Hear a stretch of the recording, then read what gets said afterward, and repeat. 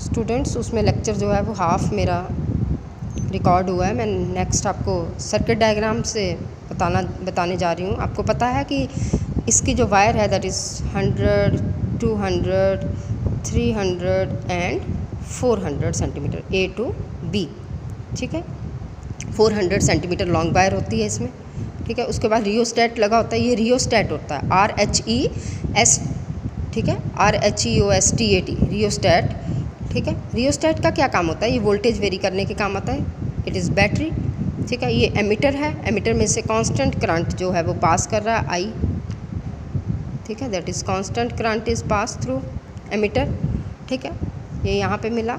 ये volt meter लगाया है जो कि हम स्केल के ऊपर घुमाएंगे। जहाँ पे हमें वोल्ट मीटर ने नल डिफ्लेक्शन दे दी या गैल्वेनोमीटर ने नल डिफ्लेक्शन दे दी, वहाँ पे हम लेंथ को नोट कर लेंगे। सो वोल्टेज, यहाँ से वोल्टेज किसके प्रोपोर्शनल आ रही है? AJ between point A and J where the length is let it be L, so that is V proportional to L। ये स्केल है।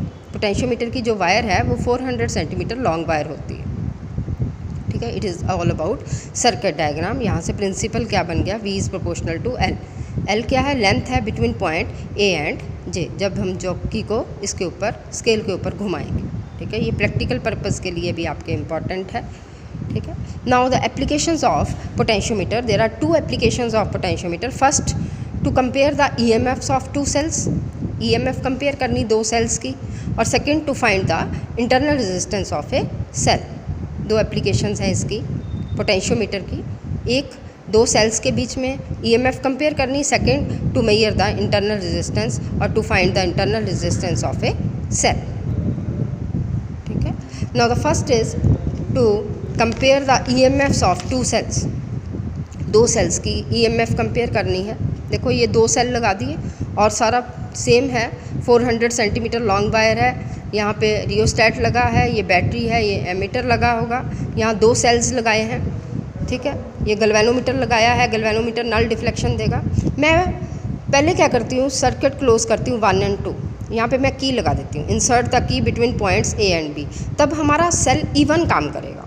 सेल इवन काम करेगा, हम जॉकी को घुमाना शुरू करेंगे स्केल के ऊपर, ठीक है।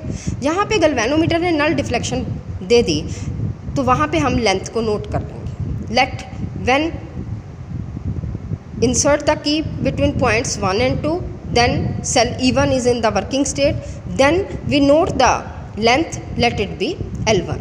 Galvanometer gives the deflection at L1, so according to principle of potentiometer E1 is proportional to L1.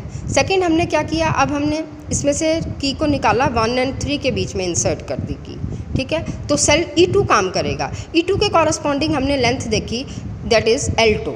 हमने देखा कि गैल्वेनोमीटर उसमें डिफ्लेक्शन दे रहा है 70 सेंटीमीटर पे, हमने वो लेंथ नोट की, that is L2। So according to principle of potentiometer E2 is proportional to L2। This is the second equation. So E1 by E2 is equal to, मैंने divide किया, E1 by E2 is equal to L1 by L2। This is the first to compare the EMFs of 2 cells. कुछ नहीं है, same circuit diagram है जैसे potentiometer की। यहाँ पे हम 2 सेल्स लगाएंगे, E1 और E2। अगर हम की इंसर्ट करेंगे बिटवीन पॉइंट्स 1 एंड 2 तो हमारा E1 सेल काम करेगा। अगर हम इंसर्ट करेंगे की बिटवीन पॉइंट्स 1 एंड 3 तो हमारा E2 काम करेगा, E2 सेल वर्क करेगा, ठीक है। सो E1 के अकॉर्डिंग लेंथ कितनी है?